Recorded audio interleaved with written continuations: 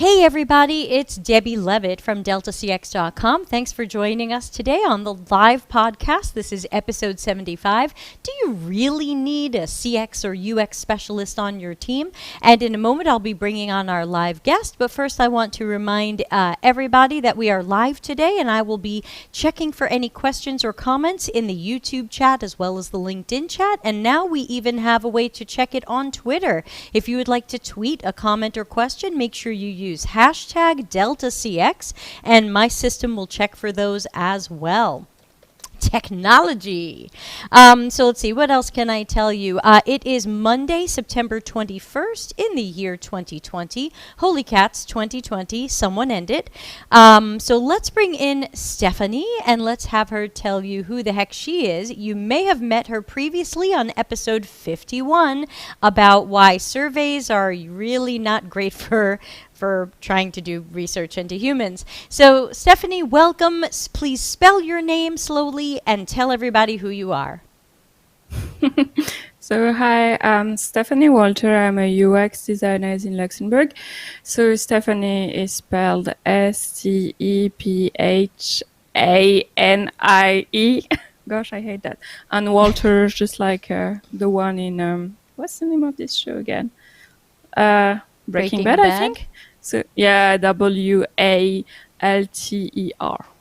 Super. Okay. Yeah, you can find me on LinkedIn, Twitter most of the time. Yes, tell everybody how they can find you and tell them your background so we know how wonderful you are. So I'm currently working in Luxembourg for a European investment bank.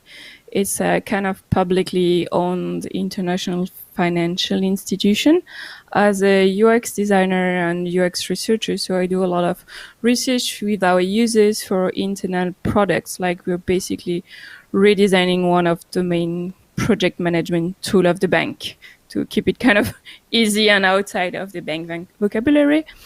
I've been working in Luxembourg for like 3 years now, almost 4, I think. Worked for the university in the HCI, so a human-computer interaction research team, things like that. I worked in France, I worked in Germany, so kind of an international background, really. Fantastic. So, yeah. Okay, great. Great to see you again. And for those new to Stephanie, you definitely want to follow her all over the place. Remind us of your Twitter handle. Walter Stephanie, because Stephanie Walter was taken.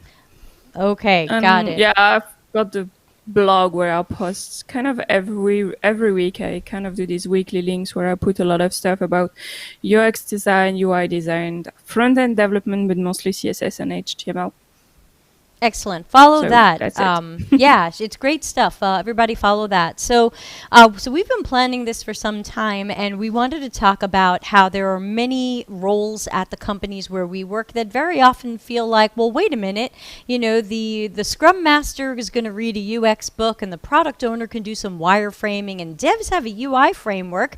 The BA or the engineers can do some interviews. Why do we need UX people? And I hear this from companies I work with as well. So before I throw my first question at you, I do want to remind people who are watching of episode 56, which shows you my model of phases of UX, phases of CX proficiency. I'm peeking in from the side here. And I want to remind people that there are, yeah, there you go. Building blocks. I don't know how to, this is, you know, I'm watching myself. So there's building blocks, which is, I did an interview, but science and technique is, I did an interview well with the right approach and process and knowledge and skill and proficiency. So I really want to make sure as we're talking through this that we differentiate between people who do a thing, which would be a building block. Hey, I made a wireframe. And people who are using science and technique, which is I use the right knowledge, talent, skill, experience, etc., to make a wireframe really well. So because there's done and there's done well, and we should really be going for done well. So I will shut up and I will ask Stephanie, what's wrong with a product owner making wireframes? Depends what you are kind of defining as wireframes.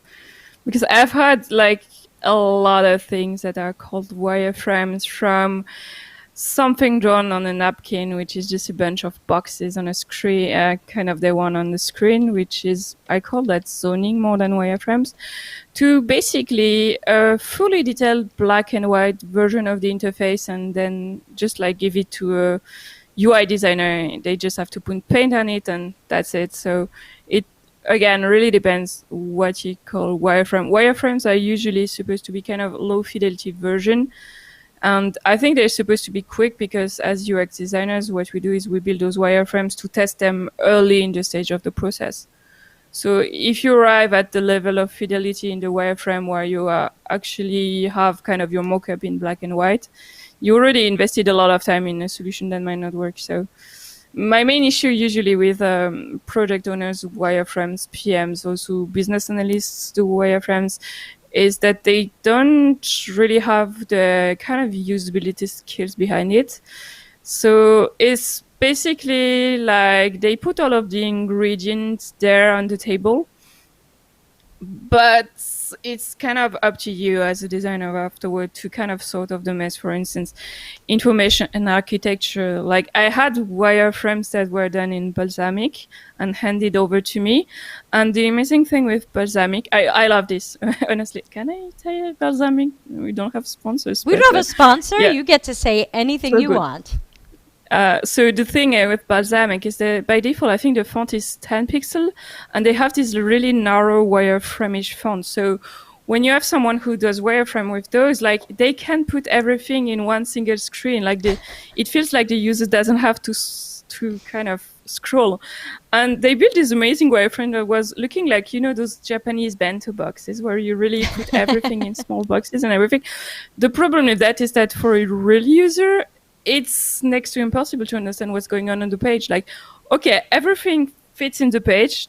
That's cool. But no, we need to sort it out. Like we need titles, we need some white space, some breathing space. We need people to understand that these things and these things go together, and then this and this. And it was kind of a really linear process. So it was even worse with this, like everything stick together in the bento box, because at the top of the page, you would have stuff that were supposed to be done like in stage 4 or 5 or something. So usually what I do with that is like, okay, no, I have kind of the technical and the business specification.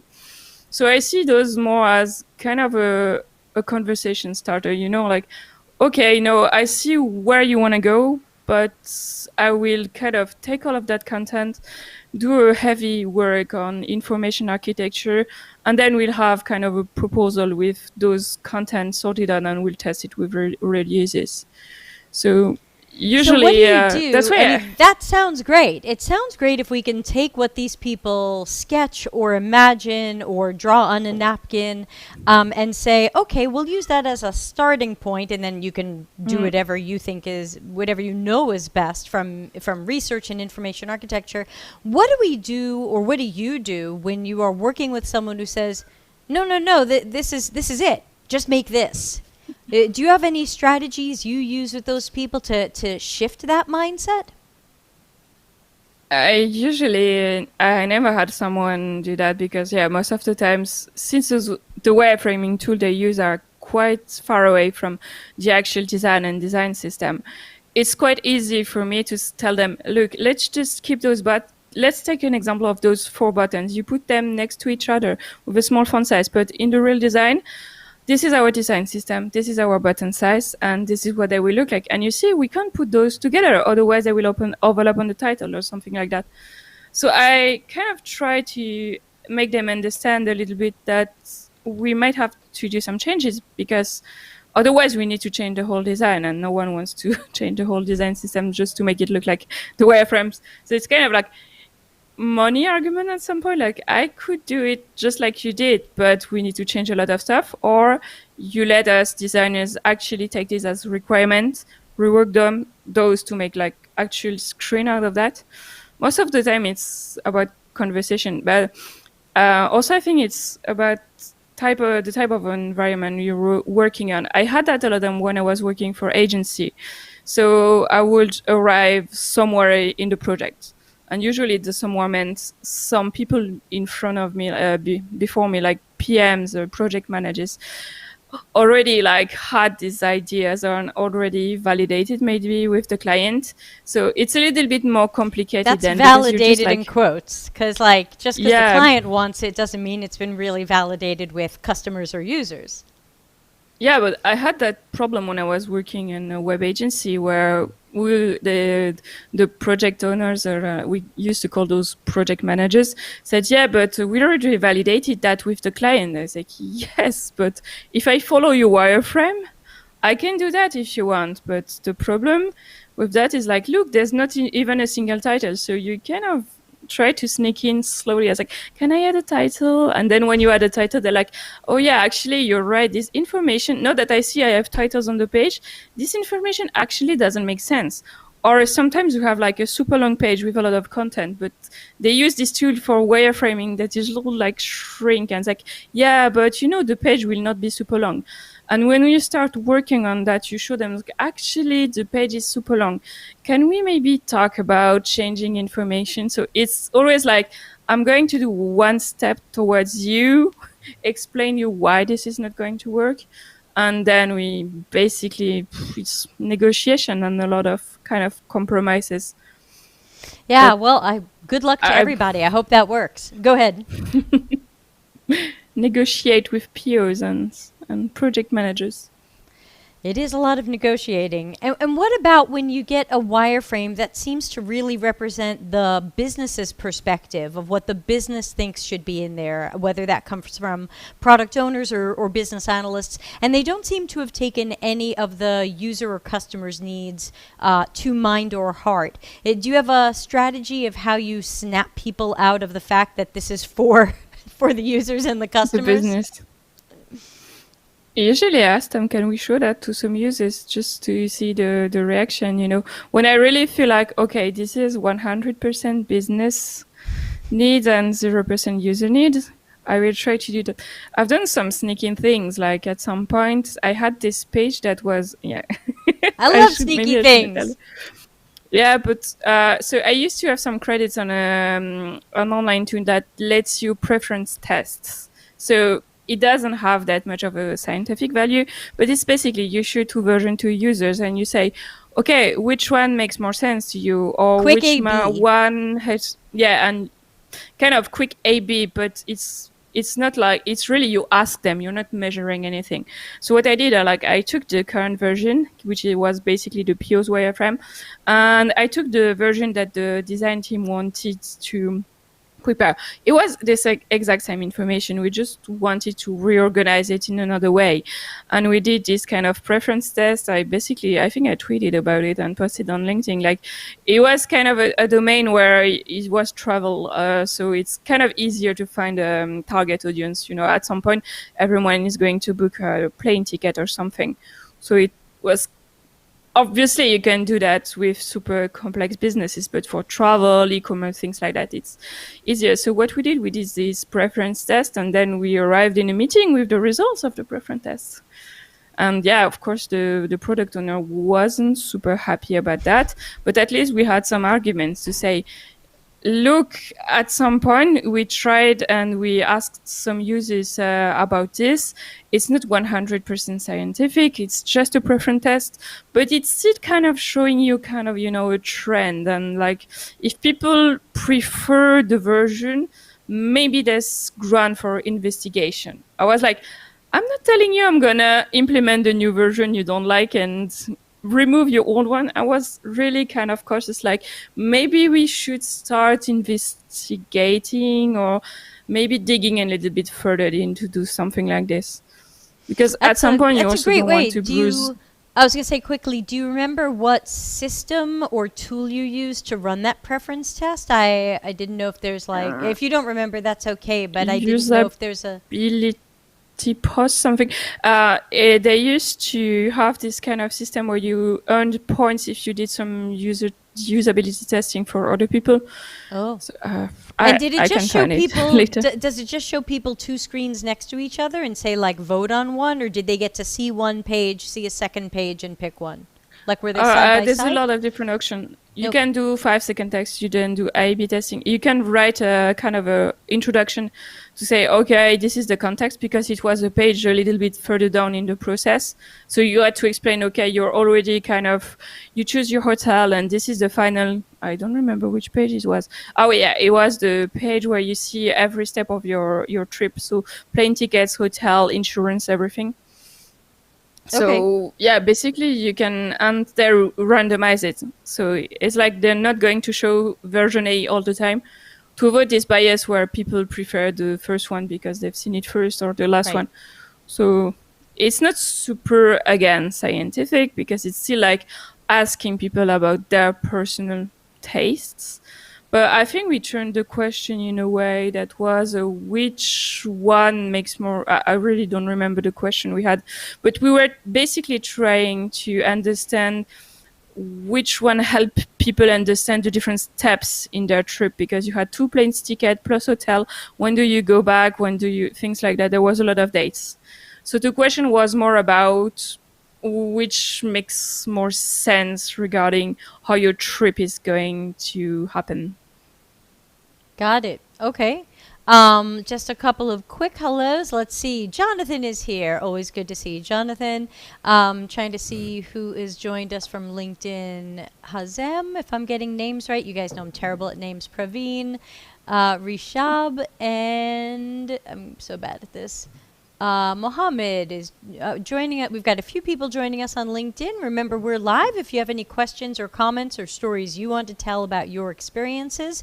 And also, really quickly, we do not have a sponsor, which means we can badmouth whoever we like. But since we do not have a sponsor, I like to just run a quick video about my company, Plug My Company. Delta CX, available for CX and UX consulting, projects, and training. Contact us for a free consultation. Yeah, that's it. And then I also want to remind everybody, won't you please usability test the subscribe button? Make sure it works. You know, turn the subscribe on in YouTube. Make sure it's working. I don't know where to point. And also, please empathize with the like button. Tell YouTube that this is a great video to show other people. And thanks to my boyfriend for writing these jokes. Also, we have a Slack channel that's completely free to join. I think we have almost 300 people now. It's not super active, but it is building, and we welcome you there. Of course, no cost. There is no charge to be part of the Delta CX community of low ego action heroes. So that being said, I wanted to ask you a little bit about what happens when we run into some of these conflicts with developers. I find out a lot of places where I work, developers are very confident that they can make screens, that they can lay things out because they were doing it before we got the job, and they also seem very confident about UI. Tell us about some of your experiences and how you conquer these problems. I must have been lucky so far, because since I'm working with a lot of B2B companies, like developers are actually super happy that someone is going to help them decide where we should put the buttons and what should happen and things like that. Yes, for the moment I was actually, but I was working on, I wasn't actually working on the project. I was working for the company on another project. And I had one of the analysts who came to me and she explained something like, okay, I have a little problem. Maybe I can pick your brain for 5 minutes. I was like, okay, let's book a half-an-hour meeting because I know how those goes. So she basically explained that they're using this JavaScript framework for the whole project, and they've been using it for years now. And they have this kind of table, and somewhere on the table you have a plus button to add a row. And when you click on a plus button, it opens a model. And in the model, you have kind of 2 tabs. And in the second tab, there's a table. I'm going to act this out. And you keep going. Table, you can, and in the second table, you can still add some stuff. And she was like, okay, but when you click on this second button inside the table, inside the tab, inside the model, I'm not sure that another model is the good component. So could you help me choose which component from our framework we should choose? And I was like, I could, but I don't think a component is going to solve that. Right.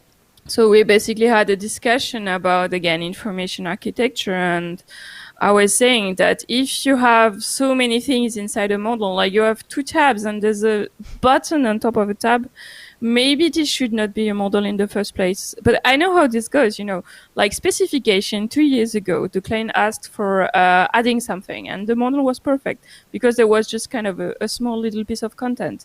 But then it grew and grew and grew bigger and bigger. And at some point, since they have this UI framework, they just were like piling components on top of components, but no one ever questions like 2 years after that if a model was still a good solution for that. So we talked a little bit about That's where we need the critical thinking. Yeah, but usually this is kind of an example that I also gave to the developers to say, I'm not against UI frameworks, and we're currently working with React Material UI, for instance. So I'm trying to look at those UI components to make sure that we're not rebuilding something that is already existing. So for me, it's mostly, again, like going towards the developer saying, okay, you know what, I'm going to check what your framework is capable of. And I'm going to try to find design solution that will go within this framework, but at some point, maybe I will not be able to do that. And maybe you'll have to build the custom component. To build a custom component. But for the moment, I was kind of lucky because we only built really custom components for things that were really, really deeply rooted in our business needs. We have some stuff that no UI framework is going to cover because the business is so complex. But even for those, like my developer was able to kind of abstract this and saying, wait a minute, like this looks a lot like this component, so maybe I could reuse part of this. And you have buttons, and those buttons are already another component, So we have kind of a lot of discussion with that, where we try to come up with the best way to design this in quite a modular system. But to do so as designers, you need to be aware that there's going to be kind of a UI framework that is going to be used. So if you arrive in the middle of the project and they're saying, okay, we're using a UI framework, then you need to take a look. Because otherwise, you will just have frustrated developers who will either not implement your solution or who will try to implement it, but in a really clumsy way, because they will try to retrofit those components into your design. So it's mostly about kind of working together. This is why we have Agile, right? Collaboration, yeah. To be able to to be able to have those meetings. I'm basically working in the Agile in the Scrum team, so we have daily meetings every day to kind of tell each other what we're working on. We have one meeting a week, which is called clarification meeting, which is where I show all the mockups to the developers. I also tell them about where we are in the user research. I bring them user verbatims also. I think it's important. As oh yeah, we had this usability testing with some users and they really enjoyed these features. And yeah, by the way, the thing you built with the animation, awesome. They loved it and things like that. So it's also this kind. Yeah, it's also this kind of meetings where you try to make sure everything fits together. So I wanted to put back on the screen. Fast. No, I took it off because you were still talking about the old question. So we've got a question from good friend of the show, Dr. Giles Morrison, who has been a guest, in fact. Everybody go find the episode on clinical UX. And he says, any suggestions on how to get non-designer, non-CX, non-UX professionals to understand why we're needed? So you've told some stories, Stephanie, about some specific situations where you were able to kind of shift a situation and get people to be a little bit more open to what you wanted to do. You talked about some preference testing. Do you have any strategies where you just have to kind of prove what the heck you do or prove why you're there? Yes. But it gets better because usually when I arrive at a company, I have to explain every design decision, every pixel, and they will challenge me on everything. And I think it's okay because at the beginning they hired me, but they don't know me. They don't know how I work. They might not even trust UI, UX, CX design process, things like that. So usually what happens is that the first meetings we do with stakeholders, we really, really try to make them understand what we did. And we don't hide anything. Like if we did something and it didn't work, we are still saying, okay, we did this test, it didn't really work, things like that. Also, it's a little bit more complicated at the moment because we're remote, but we try to kind of bring curiosity. It's like when I was working for some companies, we try to have things on the walls, stuff like that, so that people get actually quite curious and wonder what are those people, those designers, like are those people doing? And it kind of takes a little bit of time because in the end you end up being like the place where everyone goes to have a discussion. Like I have a friend who has that problem. Is like they have a team of 10 designers and they have this UX pole which is in the middle of the office, and everyone comes to see them because it's fun. They make nice things and stuff like that. So they generate this curiosity, but then it's a little bit kind of hard to work when you have always people asking, "Oh, this is nice. Why are you doing this?" and stuff like that. So it's mostly about explaining to stakeholders the process, explaining to them why you're doing certain things, also explaining why it's going to bring them more money at some point and why they're losing it. And it might be a little bit complicated though for some companies, because you'll have some company will say, yeah, look, our website, it's only like 20% of our revenues. The revenues come from in-store sales, for instance. And then you can change the question. You can ask, yeah, but why is the website only 20% of revenues?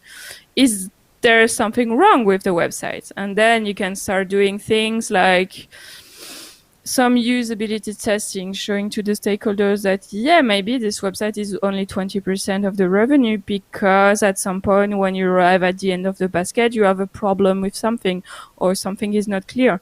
I was working with a company who had like, I don't know how much % of drop rate into the signing form because it was too complex. There were too many options. People didn't understand all the options. And we could see that because they installed Full Story, which is kind of the same tool as, what's the name of the other tool? Full Story is the more expensive cousin of Hotjar. Yeah, Hotjar. So it's basically, you can see what people are doing on the website. You don't know why. But when you see a user who comes and goes and comes and goes, and you see them actually ready to finish the whole process, and then they see they need to put their credit card number, and then you see them go into FAQ and trying to understand. You actually see them searching for the credit card information. You know they're looking for that because you see them stop scrolling, and well, they might be reading something you actually see. So with this kind of information, we were able to say, okay, we know why people are not basically finishing this step of the process. It's because they just don't understand why they need to give this credit card when they are doing the subscription, because they haven't bought anything, and like, why do I already need to give my credit card? I don't have an account yet, things like that. So most of the time, I think it's about really asking the right questions. And when someone is like, yeah, but it's just like 20% of the revenue, you might want to ask, yeah, but why is it only 20% of the revenue? How might we make that better? Great points, all of them. I totally agree. Of course, if you're just joining us, this is Stéphanie Walter, and we're talking about, do you really need a CX or UX specialist on your team when everybody else on the team thinks they can do our work? And of course, our answer is yes. And we're answering Giles' question about, how do you sometimes convince other people about this? And that might need a whole separate other podcast. But I agree with Stéphanie about being able to talk about the cost savings that good CX and UX will bring, and proactivity. Stéphanie was just telling the story about being able to use Full Story, which is a cousin of Hotjar. I mean, they're not related, but to me, Full Story is bigger and way more expensive than Hotjar, but they do some similar things, so you can check them both out. We're not sponsored. You get to do whatever you want. Not I hashtag got not a fun sponsored. story, like when I was working for the university, because this work when like the money argument works when people actually make money out of something. But how do you do that when it's a university, which basically the government is paying for everything, and if they lose money, the government will cover it, like in Luxembourg. Let's be Right. clear, we have only one university. It can't close. The government at some point will bail them out or something. So we had that where we had the intranet, which was really, really bad. And we did this little game to prove them how much time they were wasting. So what we did is my colleague was looking for the phone number of a teacher in the intranet. And I went downstairs to the people at the reception to ask for this phone number. It was just kind of a fun experiment. I took the elevator on one trip and then I think the stairs on the other trip. And it was quicker for me to actually take the elevator. So I took my time, like elevator waiting and everything. It was quicker for me to go downstairs and ask for this number and go back up. And when I was back, she still didn't found this phone number. And then you can do this kind of small little test. So there's always like ways to measure the time that people are losing because of a poorly designed product. And then you can say, okay, let's say people don't find, no one is going to go downstairs to ask reception. Most of the time what they do, they call an assistant. And like you have to pay those assistants at some point. So you can do the math. You can say, okay, you know what? We have this intranet. People look for that. They don't find it. They have to call the assistant. The assistant has to do that, and that. So this time multiplied by this, your intranet is actually costing you money, even if you don't make money out of it, because it's an intranet of a university or of a bank or something. You can say this is actually costing you money, and it's costing you also maybe people, because at some point they are frustrated. So not a good thing to have frustrated employees as well. That was a great story. And Giles is back with another question, though I think I'm going to kind of shift it if he won't mind. His question says, many designers, especially very senior ones, talk about design and UX maturity and the importance of having design leaders. Have the existence of senior design leaders been of benefit to doing UX work? And I think I would also adjust that question to say, how can our leaders improve UX and UX work? Any thoughts there?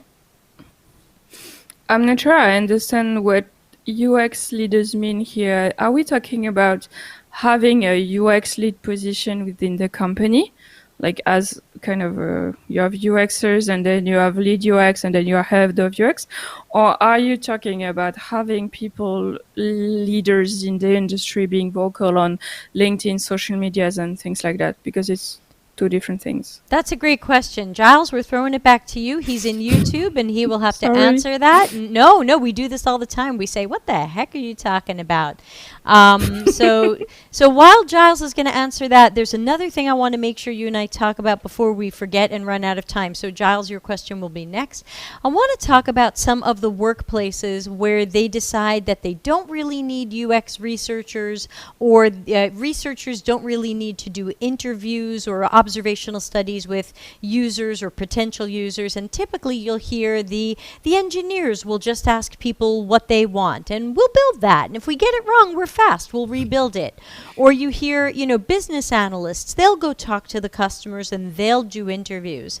Before I say what I think about all this, what do you think about other roles on our team interviewing users? When is that good or bad, and how do we combat this?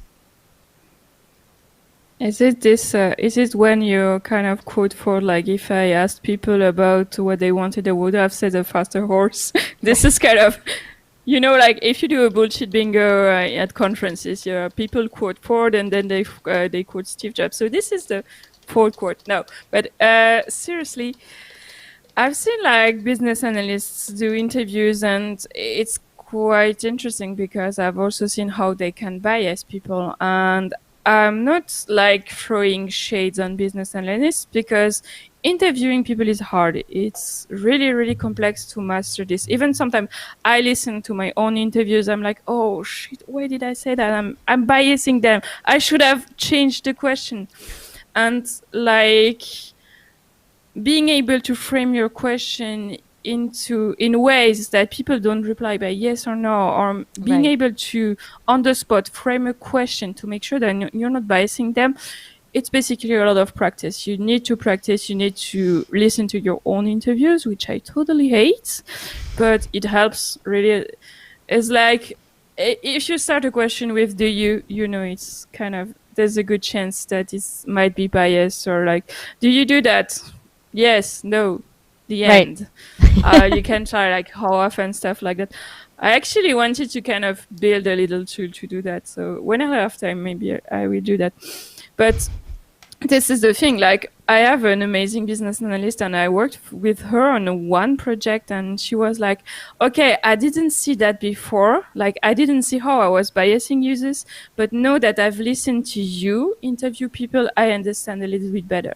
So what I did is like, I basically showed her everything I was preparing, everything I was doing. I gave her the interview guides and things like that. I showed her, I told her like, do you have questions? Do you want to know why I asked this question in a specific way? Things like that. So what we basically did is I was doing the interviews and I was doing it all. But now that she actually worked with me, she doesn't want to interview people. She's just kind of more aware of how can you interview people without biasing them. She said, oh no, it cannot be unseen. So that was the fun part. But I've had like one business analyst who was supposed to listen to usability tests. And so usually when you do, for people who are not kind of used to do usability tests, the first thing you do is you explain to the user that you ask about permission, about recording, things like that. And then you explain that you are not going to be able to answer the questions they have during the interview or during the test. Otherwise, you might bias them. But they are free to ask all the questions they want and do all the comments they want at the end of the interview if they still have questions, things like that. And then I was like, okay, and we have 2 people observing, and those 2 people will only observe. It was on a Skype interview, and they will mute themselves, and then they will only observe. And like in the middle of the test, what happened is like basically the business analyst just like intervened to ask about, but why is this button here? And shouldn't we have this feature instead of that? Oops. And the user was kind of, in between. So actually the user reminded him like, oh, look, she said you can ask question at the end if you want. So, but I love that. Burn. No, but the problem is on another thing, this guy basically he testified instead of the user. So the user said something was weird, and the business analyst was there when they started the project. So the business analyst started explaining why it's like that, and because that, and I was like, okay, interesting. Yeah, really. how nice for you. I like having this. Yeah, I like having this information. I would like to have it after the interview, because or before. now the user was, or before, because then the user was completely biased, and it was. So what I did, I took the notes and then I put some red stuff in the interview saying, okay, this answer is biased, this answer is biased, and things like that, because then you can't use this kind of data anymore. So fortunately, it only happened for one of those interviews, but it's really, really hard. And even if you explain to people like, please don't intervene, things like that, if you have common things like that, give them at the end, because otherwise we might not be able to use the data. Yeah, it's human nature, Also, I don't know if he felt attacked or something, because the users was something like, I don't understand why we have this feature, it doesn't make sense or something. So I don't know if he felt the need to justify or something. But then, I tried to backtrack and go back on the interview and kind of remind him that he was an observer or something like that. So my tip is, don't have observers on Skype. I tell them, look, I'm recording this Zoom call. You can watch it later, but I can't have you there live. Yeah, I usually do that. It was kind of just a political thing. So Yeah, what the excuse that I usually use, and this isn't just an excuse, I believe it's true, is I don't want the person I'm talking to see a whole bunch of names in the room. Because then the more names they see in that room that aren't mine, the more they go, who else is watching? Who else is listening? Can I really say what I think? And I think the more names they see on that list, the more that it's silently biased. So we finally go ahead. Yeah, you end up with social desirability bias, which they will say anything that's socially acceptable. Right, they want to make you happy or be polite. Yeah. Yep. So we finally have a little more information from Giles, and I'm going to try to phrase his question, and there's about a 20-second lag with YouTube, so let's see what he thinks of me rephrasing his question. I think what he's asking is about the benefits of those of us who work in CX or UX having a manager at our job who also comes from CX or UX versus the times people are in a CX or UX role and their manager is product owner, engineering, marketing, something else. Do you have any opinions on who's the best person to manage a UX person or team, and what do we do when we feel like we don't have the right manager? That's a tough one. It's complicated, because depends what you mean by managing, because I had a manager who was also kind of responsible for career management. So she was not only managing the project, she was also managing, like, if you wanted to do training, she was checking that everything was going all right. But she wasn't doing the daily work, like we were kind of self-managing ourselves. We had a Kanban board, we had a design team of 5 people, and we said, okay, I'm working on that, I need help, do you need help with that? So we were kind of self-organizing, but I was kind of having a little bit the role of the lead, of telling people, okay, we have this project and this. So I think it really depends what's the role of the manager. Is it purely like managing plannings and things like that? Is it also managing HR or things like that? But I would love to have like managers who have kind of a background in UX and design, because even for the career thing, it's kind of easier to talk with them, because you can say, okay, I feel like I was hired to do some user research, but I'm not doing that at the moment a lot because, I don't know, maybe we have more UI needs and I'm a little bit tired of pushing buttons on the interface. So can we go towards user research again and things like that? So I think, obviously it's better to have people who have a background in design manage other designers. But I was kind of lucky to work with the head of UX once, and it was basically our shield.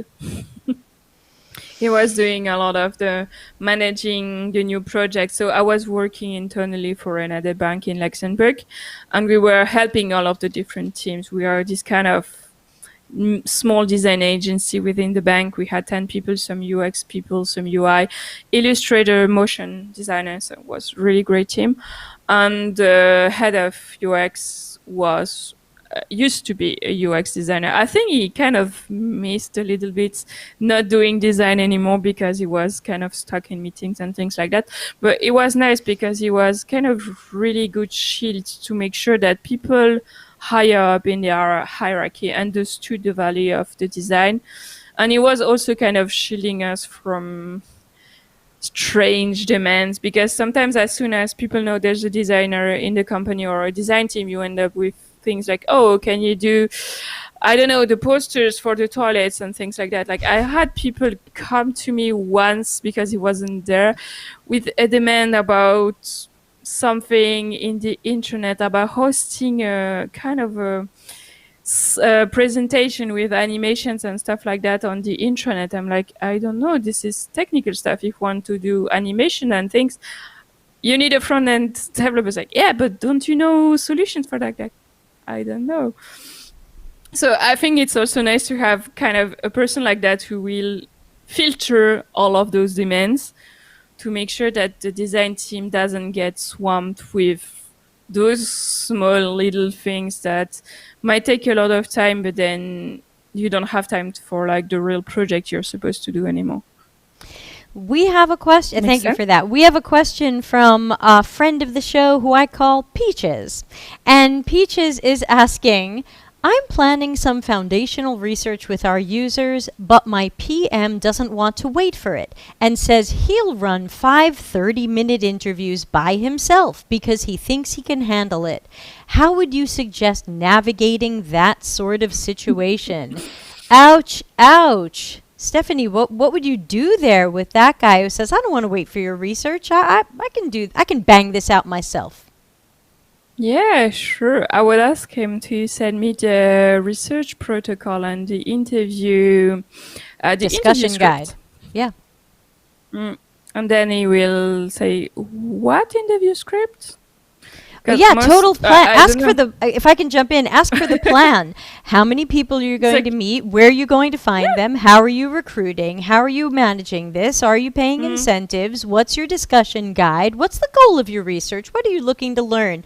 I would say, well, let's collaborate on this. I am the UX researcher. I assume Peaches is either a UX researcher or maybe a designer researcher hybrid, even though I don't know Peaches.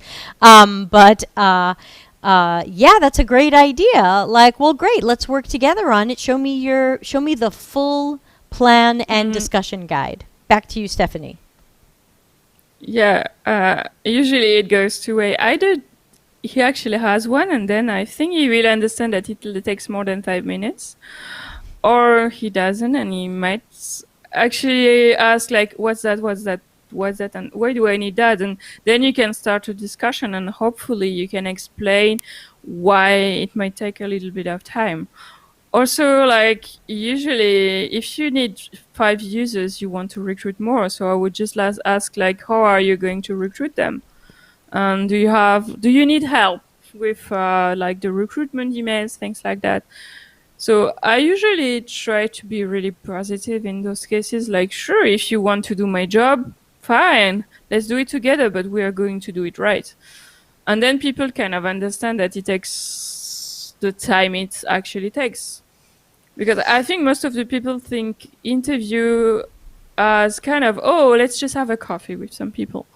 Which is weird, because if you think about journalists, for instance, it's like the journalists, when they're going to do an interview, they do I don't know if they do the same as we do, but they prepare, they do the research, they prepare the questions. Sometimes they have to send the questions to like the PR people, and the PR people will validate those questions and things like that. So even like journalists, when they do interview, it's a lot of work actually for 5 minutes of interview. I think you have a lot of work up front. And that's the thing I think most people don't understand. It just looks easy, like you're just talking to someone over a coffee and you get all the information you need, and that's it. And I don't see all the preparation and things like that. That's also why I usually send interview guides to my BAs. First, because I want to make sure that I'm using the right vocabulary.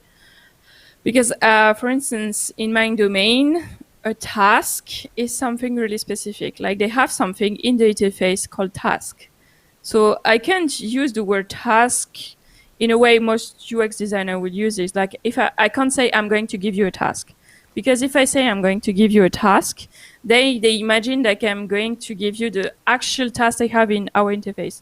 Right. So this is also something interesting to check. Like, I actually like working with business analysts because they know the business super well. So they help me make sure that the question I'm going to ask are actually the right question, that I'm using the right vocabulary and things like that. So I always show them the script before to double check.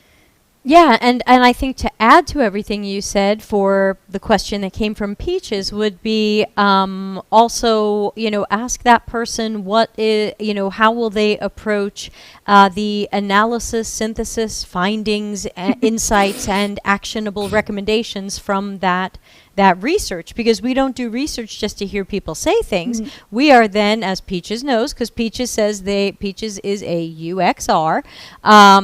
Peaches says, I tried to compromise, but he wasn't open. He apparently did this before in a different team and just wants 30 minutes with 5 people. Yeah, sometimes what I suggest when you have someone who is not a collaborator and doesn't want to work with you on that, you sometimes need a manager to step in.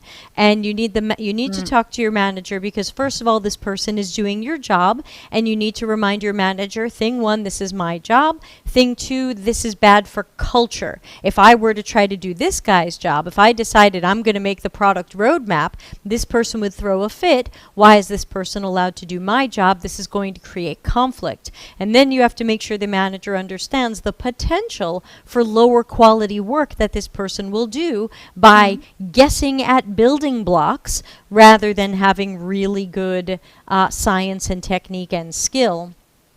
Peaches says, oh, he has no intention of doing analysis. He just wants to hear what users have to say, which again is best done with proper planning and stuff. So I think in a case like this where I'm not able to break into that person and I'm not able to turn this into a collaboration, I would probably be warning my manager about what's going on. Hopefully you have a manager that is supportive and comes from UX and doesn't come from some other universe, and that they can possibly step in, maybe talk to that person's manager behind the scenes. And because I also find that when this happens on teams, there is no document for the team or a team charter that says, here's what the UX researcher is going to do. Here's what the product manager is going to do. And without that, the product manager decides, I do all the things. I eat you. Roles and responsibilities. Yeah. So Stephanie, have you had any luck with creating documents that talk about roles and responsibilities so that people aren't trying to do each other's jobs?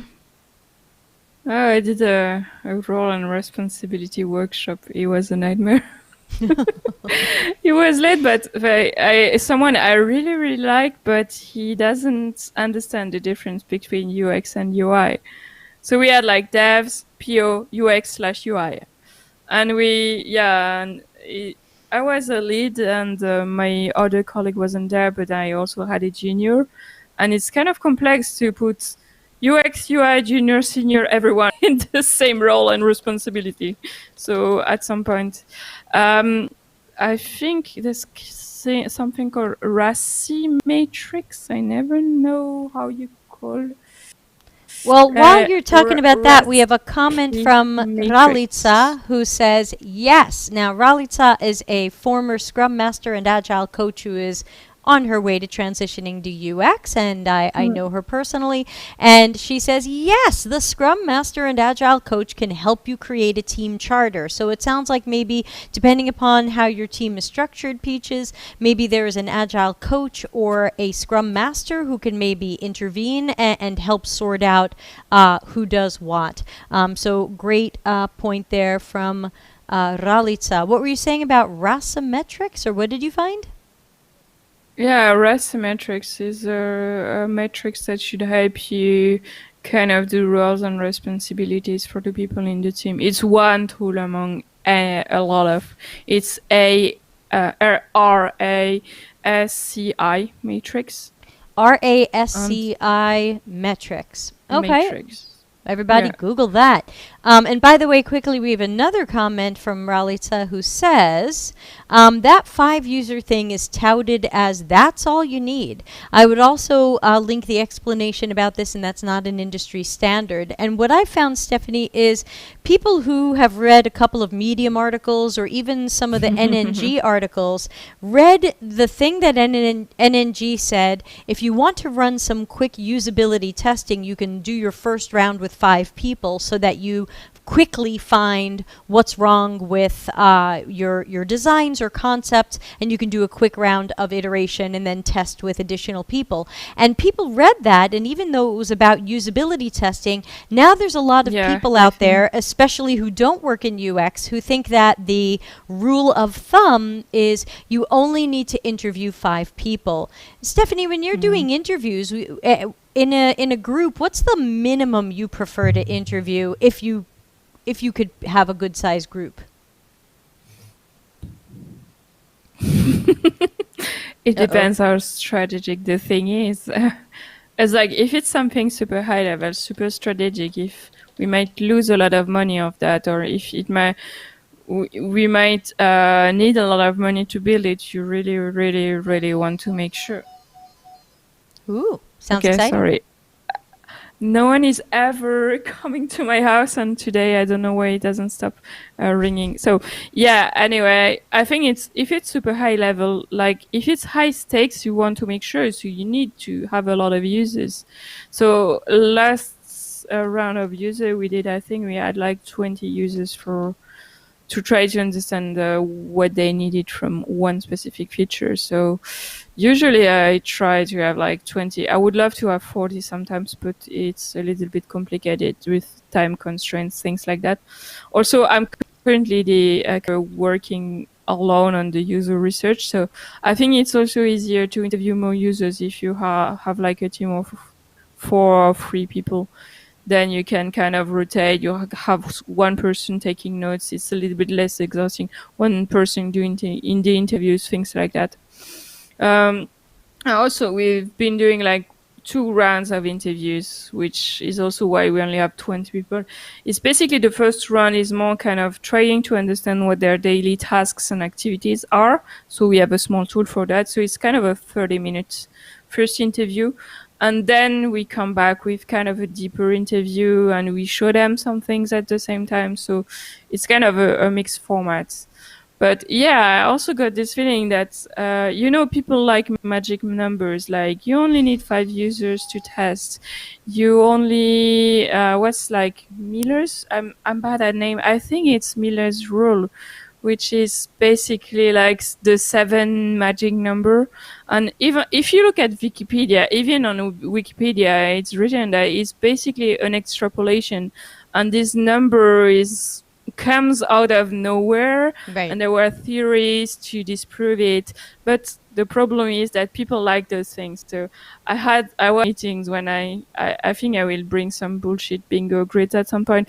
I heard the 3 clicks rule in a meeting in 2019, which is everything should be 3 click away from the homepage. Right. So as if users are counting. 1 click, 2 click, that's it. I'm furious. Yeah, I think it was a good rule in 1999 when loading a page took 5 minutes. Sure.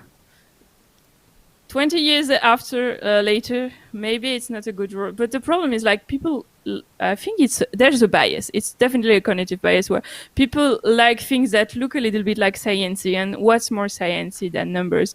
We talked about that in the last podcast about like if I tell you 82% people believe in surveys, it sounds right because there's a number and things like that. So that's a little bit a problem with that. So no, 5 people for user interview might not be enough, especially if you want to cross-reference things into your interviews and make sure. The rule for me would be interview people until you don't find anything new. You know, when you get tired because, we hear the same thing again right, and you again find the and patterns. again and things like that. Yeah. So once you kind of have this gut feeling where, okay, we've heard that before and before and before, then maybe you have enough people because you have your pattern. So it makes it easier also. Great, thank you. Now we are technically out of time. I cannot believe it. So, and of course, Peaches, I want to remind you and everybody else that all of these videos are always archived on the YouTube channel basically immediately, and they'll show up tomorrow as audio only in, give me a second, iTunes, Spotify, Google Podcasts, and now Amazon Music is now doing podcasts, and ours is already there. We are one of the first ones on Amazon Podcasts, so you can find us there. And just also a quick reminder that I know this covers my face, but I am doing a live Acture workshop for 2 days in December 2020. If you would like to join it, it's my 2-day workshop on core skills. It will take you from being afraid of Acture to being a confident intermediate, and I'm only charging $60 for a 2-day live workshop with me. And I am one of Acture's recommended trainers. So follow the link deltacx.link/DEC for December 2020. And that will take you to the sign-up page. So quick note on that. Other than that, the usual request that you please subscribe on YouTube, ring that bell, and won't you please empathize with the like button. Let YouTube know you enjoyed this video and you'd like to see more like it. Yes, Stephanie's pointing at things. I know. Isn't it hard? Yes. I'm so bad at this. I'm like, Yeah, I well, don't I'm know just like, I have to be like, what side of my head has the boom mic? Okay, what hand does that match? What am I pointing at? And also, don't forget our Slack channel, which has almost 300 people, deltacx.link/join Slack. It's completely free. It's a bit of a quiet community, but I am there to answer questions when you have them. So before we sneak away, Stephanie, please tell everybody, remind everybody how and where they can find you. Yeah, sure. So I'm Walter Stephanie on Twitter and Stéphanie Walter Pro on LinkedIn because I have a too common name and I don't get to have And my you're a name pro. as handle. Yeah, that's kind of the best thing I was able to come up with a few years ago. So yeah. Excellent. Well, thank you so much for being a repeat guest on the Super Show here. And, of course, thanks to all the Low Ego Action Heroes for watching today and joining in the conversation. And let's see, quick show note, because I guess today is Monday. Tomorrow, of course, is Office Hours Ask Me Anything. Please join for that. And then it looks like I don't have another podcast until Monday, where we're going to be talking about service design. Next Tuesday is Office Hours, and next Wednesday is chatbots and conversational UX. So I hope to see everybody again soon. Otherwise, have a great end of September. Stephanie, thank you again. Bye. Thanks for watching. Delta CX is available for consulting and projects related to CX and UX strategy, leadership, training, problem finding, problem solving, and innovation. Learn more at deltacx.com.